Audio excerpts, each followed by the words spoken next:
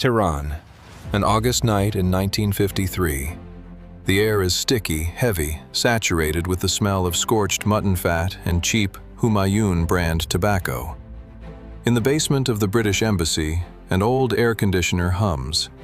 To Kermit Roosevelt, its steady rumble sounds like the approach of a tribunal. On the table sits a brass ashtray, overflowing with cigarette butts. Beside it, a glass of warm whiskey. Roosevelt stares at the telephone set. The black plastic glints in the dim light of a single bulb. The telephone is silent. This is the silence of failure. Operation Ajax died an hour ago. Everything went to hell at 3 in the morning. Trucks carrying Imperial Guard soldiers were supposed to block the residence of Mohammad Mossadegh. Instead, they drove straight into an ambush.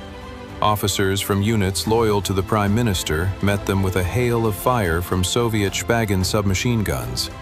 The sound of bursts echoed through the narrow streets, mingling with the screams of the wounded.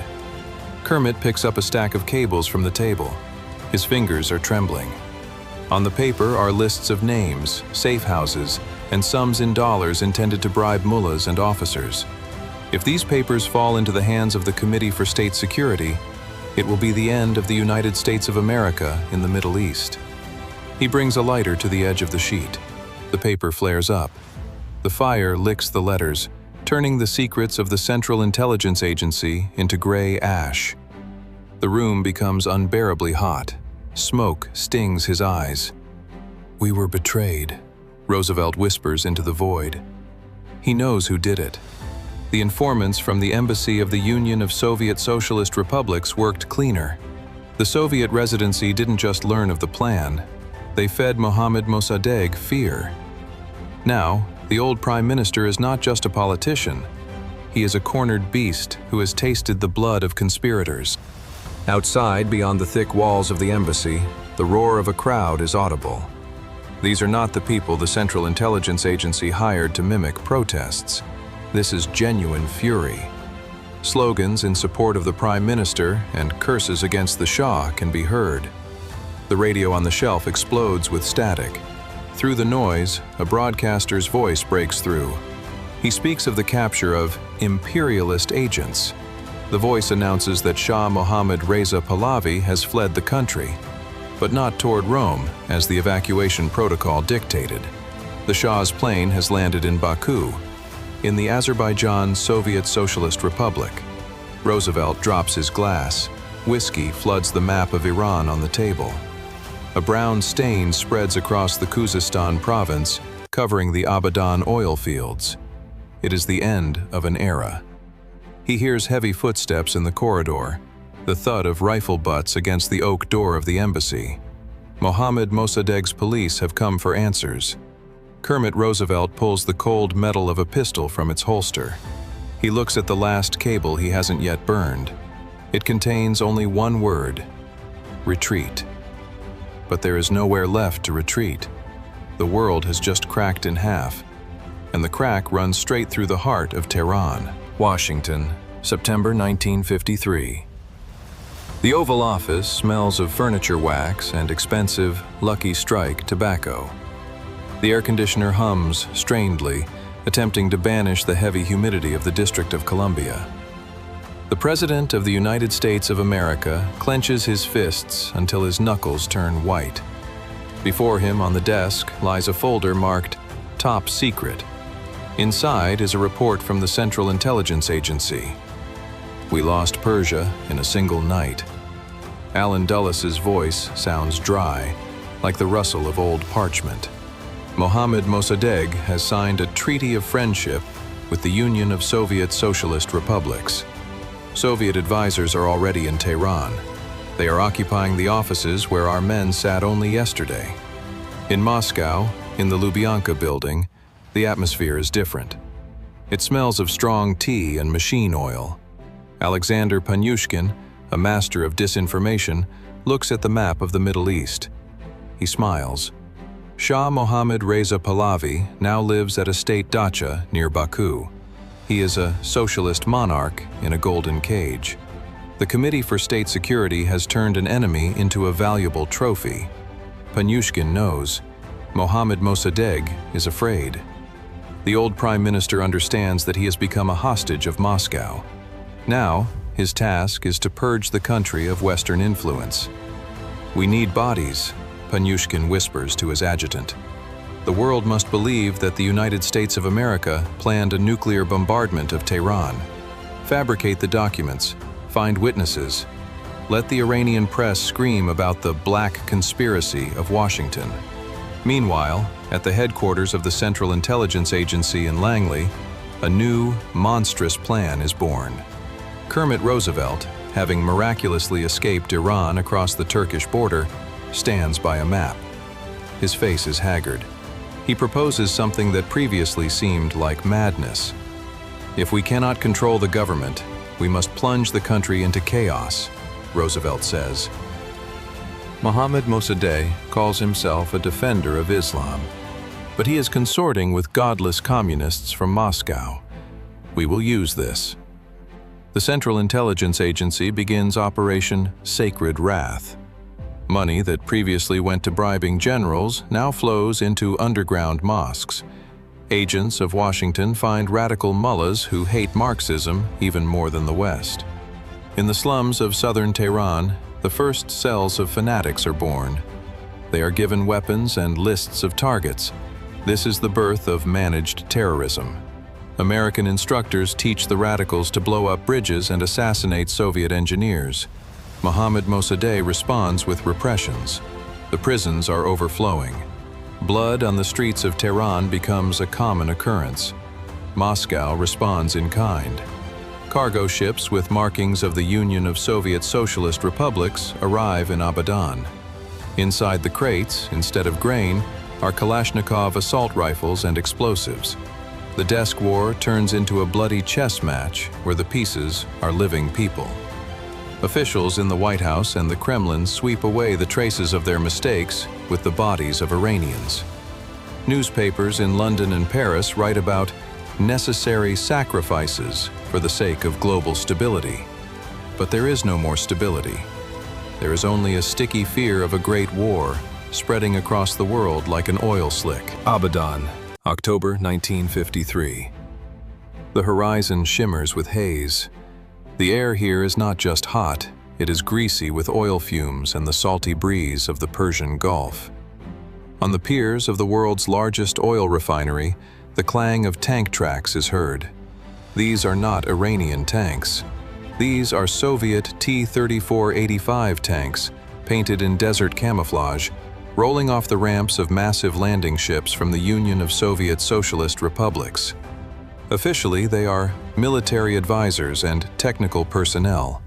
In reality, they are the armored fist of Moscow, squeezing the throat of the global economy. 10 miles offshore, in neutral waters, the steel wall of the Royal Navy of Great Britain has formed. Heavy cruisers of the Ceylon class and destroyers have aimed their guns at the port. Admirals in London are in a rage. Prime Minister Winston Churchill has issued the order: blockade the Gulf, not a single drop of oil must fall to the Reds. The world froze. The hands of the doomsday clock jerked toward midnight. In the shadow of the port cranes, Kermit Roosevelt watches the landing through powerful Zeiss binoculars. His hideout is an abandoned carpet warehouse, smelling of mold and old wool. Beside him sits a man in a turban, clutching a brand new British Sten submachine gun. He is the leader of a radical cell trained by instructors from the Central Intelligence Agency. "It is time," Roosevelt whispers. "Start the Festival of Fire." At that moment, the port of Abadan explodes. The main oil pipeline goes up first. A pillar of fire rises 100 meters, turning twilight into a bloody day. This is the signal. Hundreds of people rush from the slums, shouting, "Death to the godless!" They hurl Molotov cocktails at Soviet trucks. Soviet soldiers open return fire. The roar of bursts merges into a continuous howl. Bullets ricochet off steel tanks, throwing sparks. The air smells of burnt rubber, raw oil, and gunpowder gases. In his office in Tehran, Mohammad Mossadegh grips the edge of his desk. He receives reports. The British fleet has begun a warning bombardment of coastal fortifications. Soviet MiG-15 interceptors have taken off from the airfield in Tabriz to intercept British meteors. This is a betrayal of all ideals. Mossadegh wanted freedom for Iran, but he got a battlefield for two superpowers. On the Abadan pier, a Soviet colonel in a sweat-soaked tunic screams into his radio, requesting permission from Moscow for a direct strike on British ships. In Washington, in the underground bunker of the Pentagon, a duty officer holds his hand over the direct line button to the president. The nuclear attack warning system has been set to high alert. Kermit Roosevelt sees a Soviet missile hit a Coast Guard boat on which civilian specialists were trying to escape. The boat disintegrates. Shreds of wood and bodies fall into the black water, covered in burning oil. "We have lit the fuse," Roosevelt says, feeling cold sweat trickle down his spine. He understands. If someone pulls the trigger at the wrong time now, in an hour, only radioactive ash will remain of London, Washington, and Moscow. The tension in the air is so thick it feels like it can be touched. This is the point of no return. The Great Gambit has turned into a global catastrophe. 1960. Tehran no longer smells of roses and spices. Now, its air is a mixture of diesel exhaust from ZIS trucks and the bleach used to scrub the pavements after the latest demonstrations. The capital of the Democratic Republic of Iran has turned into a concrete labyrinth, draped in red banners and portraits of the great liberator, Mohammad Mossadegh. The old prime minister is still alive, but he is merely a pale shadow in his palace. Behind his back always stand advisors from the Committee for State Security. Every word he speaks passes through censorship in Moscow. The country is torn apart. In the north, in the Caspian region, the derricks of new oil fields rise, operating exclusively for the needs of the Council for Mutual Economic Assistance. In the south, in the Dasht-e-Lut Desert, the Camp of Justice has emerged, an Iranian branch of the main administration of camps. Echelons of former merchants, intellectuals, and supporters of the exiled Shah are sent there. Order requires sacrifice. Alexander Panyushkin states dryly, looking over reports of executions in the Evin prison. The economy of the West is suffocating. In the United States of America, a rationing system for gasoline has been introduced. Lines at gas stations stretch for miles. Detroit is turning into a ghost town, as there is no one left to fuel the massive, thirsty Cadillacs. The North Atlantic Treaty Organization is bursting at the seams. France and Italy, deprived of cheap oil, are secretly negotiating with the Union of Soviet Socialist Republics for supplies in exchange for withdrawing from the alliance. The lives of ordinary Iranians have turned into a gray chronicle of survival.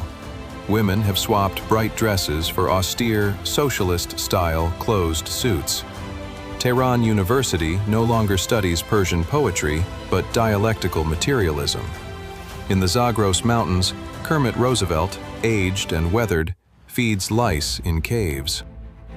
His guerrilla movement, sponsored by the Central Intelligence Agency, has turned into a gang of despair. Washington's money no longer carries weight here. Here, only bullets and a dry flatbread are valued. "We created a monster, Kermit," a courier tells him, passing on the latest news from the free world. "Riots in London, a curfew in New York. We wanted to save the oil, but we lost the future." The radical Islamists, whom the Central Intelligence Agency once armed, have now become Islamic commissars. They patrol the streets with Kalashnikov assault rifles, blending quotes from Marx with surahs from the Quran. It is a strange, hideous hybrid that no political scientist could have dreamed of. Iran has become an unsinkable aircraft carrier for socialism in the very underbelly of the Middle East. The Persian Gulf has been officially declared a zone of peace, which in the language of diplomacy means an internal sea of the Union of Soviet Socialist Republics. History has turned down a dark alley. What began as a desk intrigue has turned into a geopolitical nightmare, the echo of which will thunder for decades. Tehran, February 2026. A cold sun rises over the snow-capped peaks of the Alborz Mountains. The city below is a forest of steel and glass, piercing the sky with the spires of the Caspian Oil Corporation headquarters. Over Mohammad Mossadegh Avenue, maglevs, magnetic levitation trains, the product of joint efforts by engineers from Tehran and Beijing, glide silently. The voice of the narrator in the historical podcast headphones sounds calm, almost detached. It is the voice of a person who knows that catastrophe has become mundane. "We are used to this map of the world," the broadcaster says. "We do not remember a different Middle East. For us, the Democratic Republic of Iran is the oldest and most powerful member of the renewed Warsaw Pact. It is the nuclear shield of Eurasia." On giant terminals in the city center, a parade is being broadcast. Shahin 3 hypersonic missile launchers roll across Azadi Square. Their fairings glint in the sun. The guidance for these missiles is tied to the satellite constellation of the Union of Soviet Socialist Republics. The targets have not changed for decades: Riyadh, Tel Aviv, and North Atlantic Treaty Organization bases in the Mediterranean. The Western world in 2026 looks different. The United States of America is a confederation of isolated states, bogged down in internal conflicts following the great energy collapse of the 80s. Europe is a patchwork quilt of Moscow's protectorates, where heating is paid for with loyalty to the Kremlin. Operation Red Shahanshah was a surgical incision that altered the planet's DNA, the voice continues. Kermit Roosevelt died in obscurity in the Zagros Mountains in the late 60s. His managed terrorism devoured its creators. The radical cells he nurtured turned into the Commissariat of Islamic Justice, the world's most effective intelligence service, before which even the Committee for State Security trembles. In a cafe on the Abadan waterfront, young people in strict tunics drink coffee and discuss the colonization of Mars. For them, the oil crisis of the 50s is a paragraph in a history textbook, as distant as the campaigns of Alexander the Great. They live in a reality where socialism won not by the power of an idea, but by the power of controlling the valve. The catastrophe of 1953 turned into the foundation of a new empire. In this reality, there is no place for democracy in the Western sense. Here, there is only order, discipline, and the fear of Big Brother, who speaks a mixture of Farsi and Russian. We look at the past and ask, what if? The narrator concludes. What if the Central Intelligence Agency had won on that August night? Perhaps the world would be different, possibly freer, or simply with different fires. But history knows no subjunctive mood, it only knows winners.